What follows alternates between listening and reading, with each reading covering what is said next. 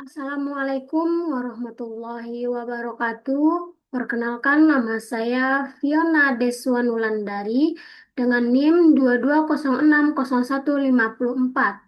Baik, pada video kali ini merupakan salah satu tugas untuk memenuhi tugas mata kuliah Teori Ekonomi Makro 2 dengan dosen pengampu mata kuliah Bapak Dr. Alphonse Satrianto, SEME. Baik, saya langsung saja mempresentasikan materi kali ini yang berjudul Pengantar Fluktuasi Ekonomi.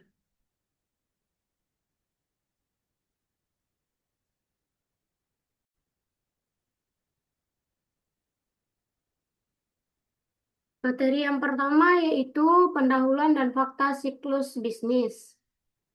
Fluktuasi ekonomi atau yang dikenal sebagai siklus bisnis merupakan kondisi naik turunnya pertumbuhan ekonomi yang tidak menentu dan sulit diprediksi secara tepat.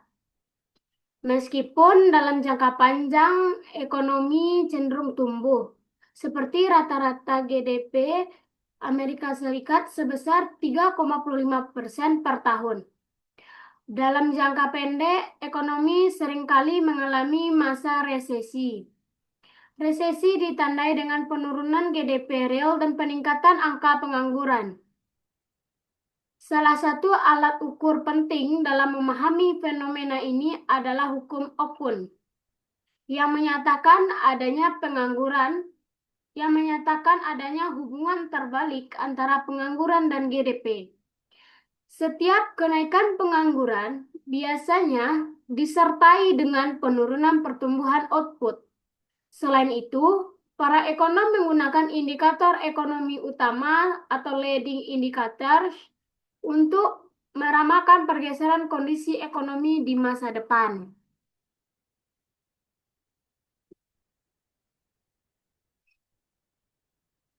Resesi terakhir terjadi pada tahun 2002. Pada kuartal pertama dan ketiga di tahun tersebut, GDP real turun dari kuartal sebelumnya, mengindikasikannya adanya penurunan pada produksi output barang dan jasa dalam perekonomian. Meskipun resesi berakhir pada akhir tahun, perekonomian lambat dalam memulihkan kondisinya. Dari kuartal keempat tahun 2000 hingga kuartal keempat tahun 2000, rata-rata pertumbuhan hanya 1,2%. Tingkat pengangguran naik dari 3,9% pada bulan Desember tahun 2000 menjadi 6,3% pada bulan Juni 2003. Resesi dan akibatnya mendominasi berita ekonomi selama waktu tersebut, dan resesi hanya dinyatakan ringan dibandingkan seluruh resesi yang pernah ada dalam sejarah. Ekonom menyebut fluktuasi jangka pendek pada output dan pengangguran sebagai siklus bisnis. Meskipun istilah ini mengesankan fluktuasi perekonomian bersifat teratur dan dapat diprediksi, kenyataannya tidak demikian. Resesi terjadi secara tidak teratur. Kadang-kadang resesi berdekatan dan terkadang resesi terjadi rentang yang panjang. Di tahun 1982, hanya 2 tahun setelah resesi sebelumnya, perekonomian kembali mengalami resesi. Pada akhir tahun 1982, tingkat pengangguran mencapai angka 10,8%, angka tertinggi semenjak depresi besar pada tahun 1930-an. Namun, baru 8 tahun setelah 1982, perekonomian kembali mengalami resesi.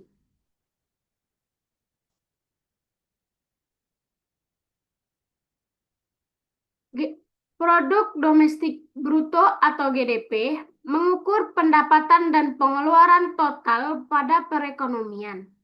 Karena GDP adalah ukuran paling luas untuk keseluruhan kondisi perekonomian. GDP merupakan tempat alamiah untuk memulai analisis tentang siklus bisnis.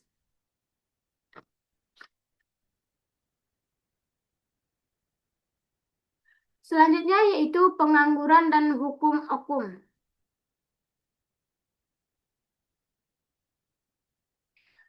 Siklus bisnis tidak hanya terlihat pada data perhitungan pendapatan nasional, tapi juga pada data yang menggambarkan kondisi di pasar tenaga kerja.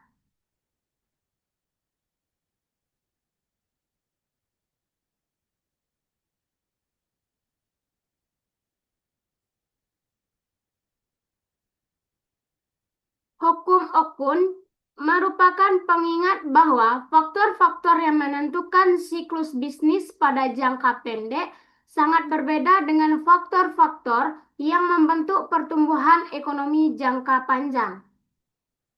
Pertumbuhan jangka panjang pada GDP hanya ditentukan oleh kemajuan teknologi. Tren jangka panjang menuju pada standar hidup yang lebih tinggi dari satu generasi ke generasi berikutnya tidak berkaitan dengan tren jangka panjang pada tingkat pengangguran. Sebaliknya, pergerakan jangka pendek pada GDP sangat berkorelasi dengan pemanfaatan angkatan kerja. Penurunan pada produksi barang dan jasa yang terjadi selama resesi selalu berkaitan dengan peningkatan jumlah pengangguran. Selanjutnya, materi indikator-indikator ekonomi utama. Banyak ekonom, terutama yang bekerja di perusahaan dan pemerintahan, memiliki tugas melakukan peramalan terhadap fluktuasi jangka pendek di perekonomian. Para ekonom di dunia bisnis melakukan peramalan untuk membantu perusahaan mereka merencanakan perubahan di lingkungan ekonomi. Ekonom yang bekerja di pemerintahan melakukan peramalan untuk dua alasan. Pertama, lingkungan ekonomi mempengaruhi pemerintahan. Contohnya, kondisi ekonomi mempengaruhi berapa banyak penerimaan pajak yang akan dikumpulkan pemerintah. Kedua, pemerintah dapat mempengaruhi perekonomian melalui kebijakan moneter dan fiskal yang dipilihnya. Karena itu, ramalan ekonomi adalah masukan bagi perencanaan kebijakan. Salah satu cara bagi ekonom agar dapat meramalkan kondisi ekonomi adalah dengan melihat indikator utama, yaitu variabel yang cenderung berfluktuasi mendahului perekonomian secara keseluruhan. Ramalan dapat berbeda sebagian karena ekonom menggunakan opini yang berbeda tentang mana indikator utama yang paling dapat diandalkan.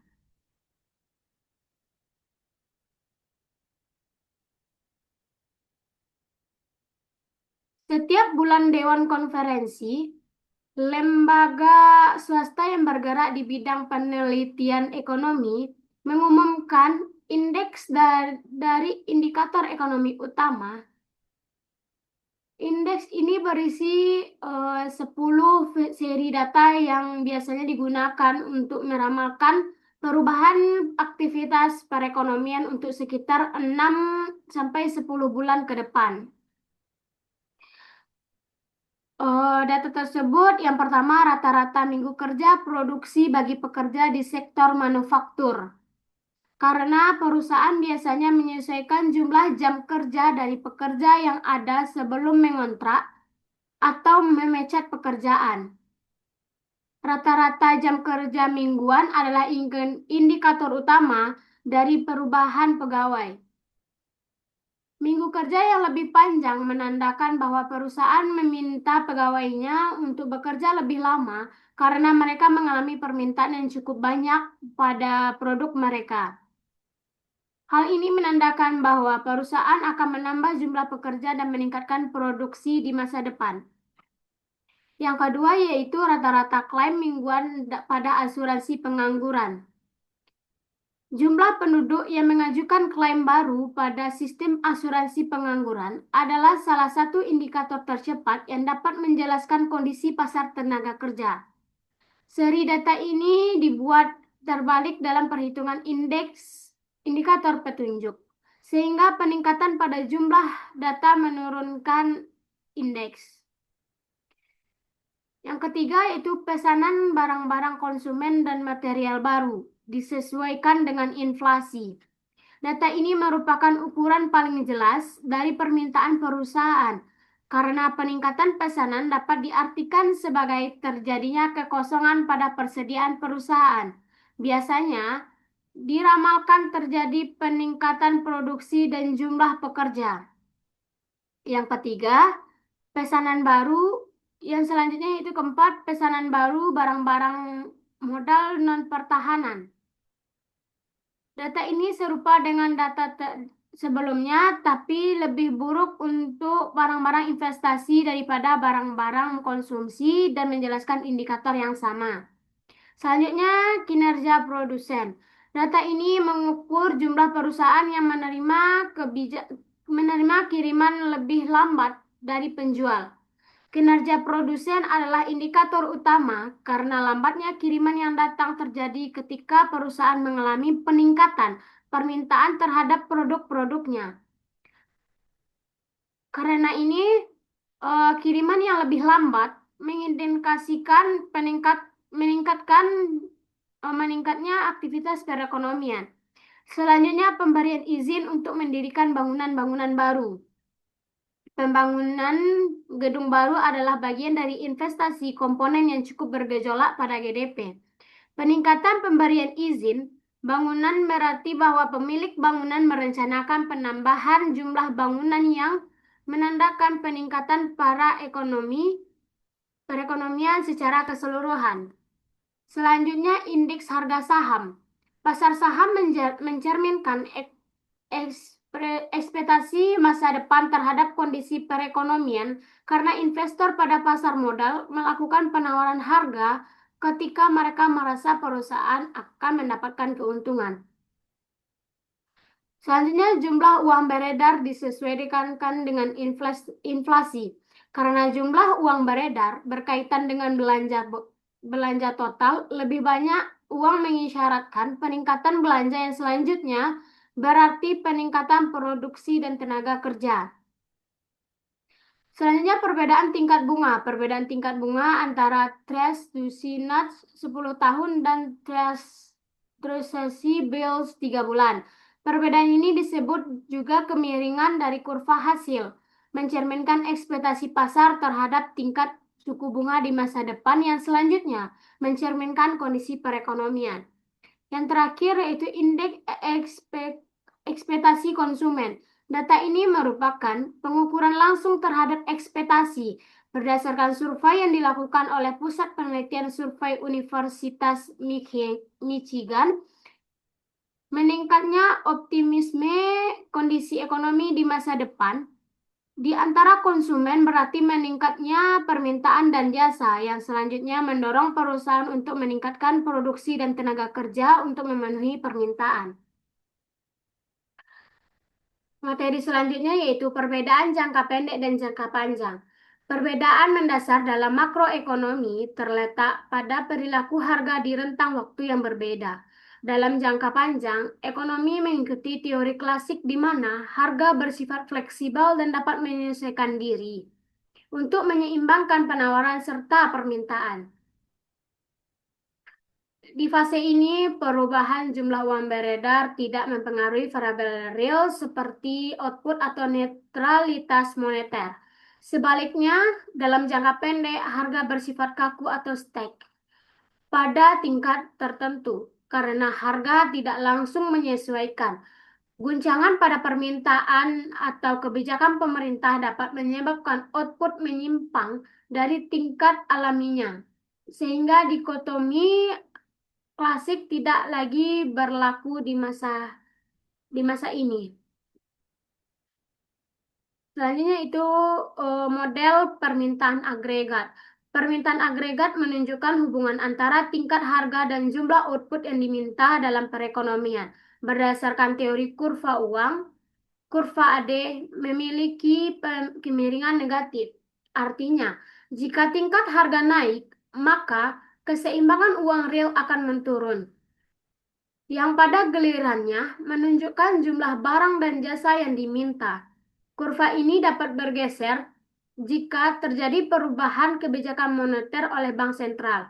Misalnya, peningkatan jumlah uang beredar akan mendorong daya beli dan menggeser kurva permintaan agregat ke kanan. Sementara pengurangan jumlah uang beredar dan menggeser kurva ke kiri, yang seringkali menjadi pemicu fluktuasi output.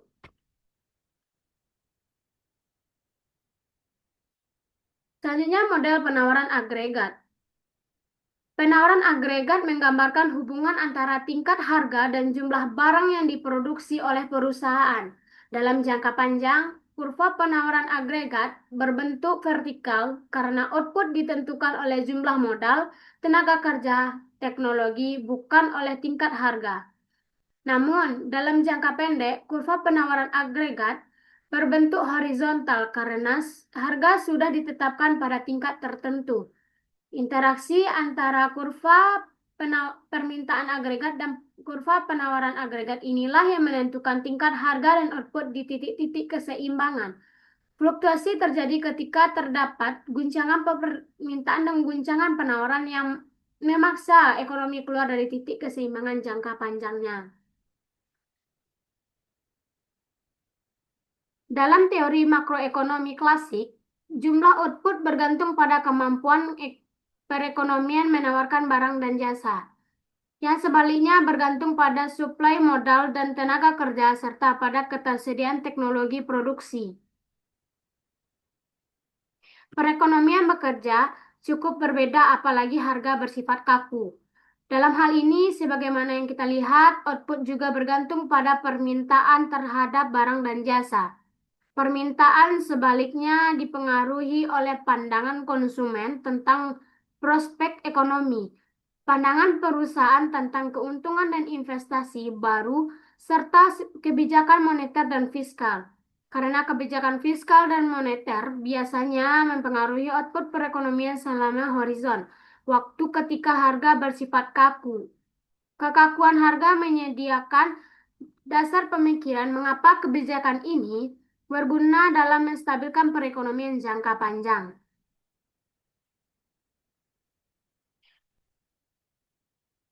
Meskipun model penawaran agregat dan permintaan agregat menyerupai model penawaran dan permintaan untuk barang tunggal, namun analogi ini tidak tepat sama. Model penawaran dan permintaan untuk barang tunggal hanya memperhatikan satu barang dalam perekonomian yang besar.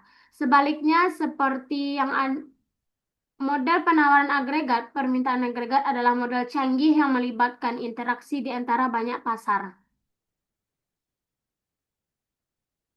Selanjutnya yaitu kebijakan stabilisasi dan kesimpulan. Untuk merespon fluktuasi tersebut, pemerintah dan bank sentral menggunakan kebijakan stabilisasi guna mengurangi keparahan fluktuasi jangka pendek. Saat terjadi guncangan yang menurunkan permintaan agregat, bank sentral dapat meningkatkan jumlah uang beredar untuk mencegah resesi yang dalam. Sebaliknya, guncangan penawaran yang buruk seperti kenaikan harga minyak dunia seringkali menciptakan dilema antara inflasi tinggi dan pengangguran tinggi atau stagflasi. Pemahaman mendalam mengenai model eh, permintaan agregat dan penawaran agregat ini menjadi dasar bagi pembuat kebijakan untuk memutuskan kapan harus melakukan intervensi demi menjaga stabilitas ekonomi dan kesejahteraan masyarakat.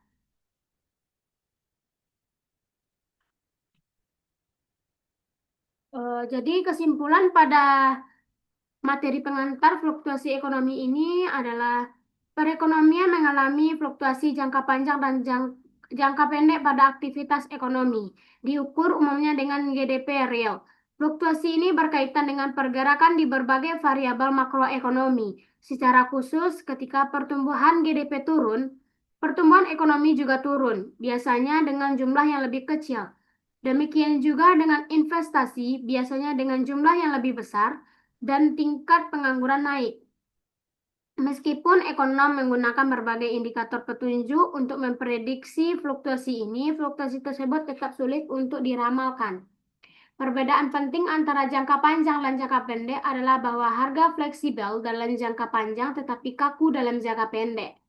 Modal penawaran agregat dan permintaan agregat memberikan kerangka kerja untuk menganalisis fluktuasi ekonomi dan melihat bagaimana dampak kebijakan bervariasi selama horizon waktu yang berbeda. Kurva permintaan agregat menurun ke bawah. Hal ini menyatakan bahwa semakin rendah tingkat harga, semakin besar jumlah barang dan jasa agregat yang diminta. Dalam jangka panjang, kurva penawaran agregat terwujud berwujud vertikal karena output ditentukan oleh jumlah modal dan tenaga kerja serta ketersediaan ekonomi, tetapi tidak oleh tingkat harga. Karena itu, pergeseran Pergeseran permintaan agregat mempengaruhi tingkat harga tetapi tidak output atau kesempatan kerja. Dalam jangka pendek, kurva penawaran agregat adalah horizontal karena upah dan harga kaku pada tingkat yang susah ditentukan sebelumnya. Karena itu, pergeseran dalam permintaan agregat mempengaruhi output dan kesempatan kerja. Guncangan terhadap permintaan agregat dan penawaran agregat menyebabkan fluktuasi ekonomi karena bisa menggeser kurva agregat. Fed atau Bank Sentral AS berusaha mengimbangi guncangan ini untuk mempertahankan output dan kesempatan kerja pada tingkat alamiah.